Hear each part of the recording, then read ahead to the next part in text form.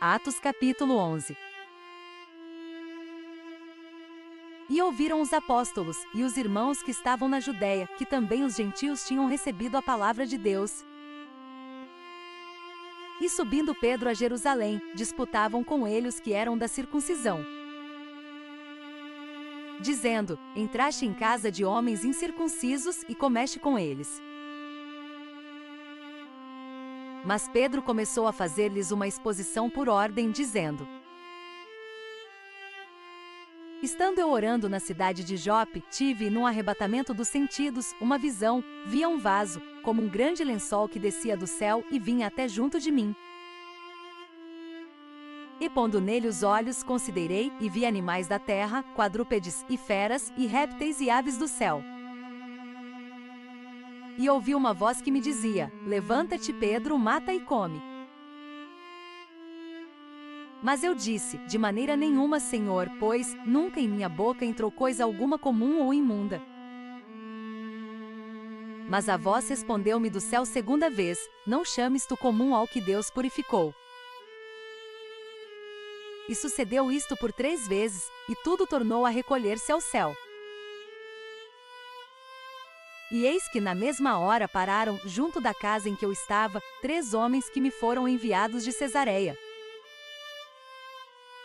E disse-me o Espírito que fosse com eles, nada duvidando, e também estes 6 irmãos foram comigo, e entramos em casa daquele homem. E contou-nos como vira em pé um anjo em sua casa, e lhe dissera: Envia homens a Jope, e manda chamar a Simão, que tem por sobrenome Pedro, o qual te dirá palavras com que te salves tu e toda a tua casa. E quando comecei a falar, caiu sobre eles o Espírito Santo, como também sobre nós ao princípio. E lembrei-me do dito do Senhor, quando disse: João certamente batizou com água, mas vós sereis batizados com o Espírito Santo. Portanto, se Deus lhes deu o mesmo dom que a nós, quando havemos crido no Senhor Jesus Cristo, quem era então eu, para que pudesse resistir a Deus? E ouvindo estas coisas apaziguaram-se e glorificaram a Deus, dizendo: Na verdade até aos gentios deu Deus o arrependimento para a vida. E os que foram dispersos pela perseguição que sucedeu por causa de Estevão caminharam até a Fenícia, Chipre e Antioquia, não anunciando a ninguém a palavra, senão somente aos judeus. E havia entre eles alguns homens chíprios e cirenenses, os quais entrando em Antioquia falaram aos gregos, anunciando o Senhor Jesus. E a mão do Senhor era com eles, e grande número creu e se converteu ao Senhor. E chegou a fama destas coisas aos ouvidos da igreja que estava em Jerusalém, e enviaram Barnabé a Antioquia.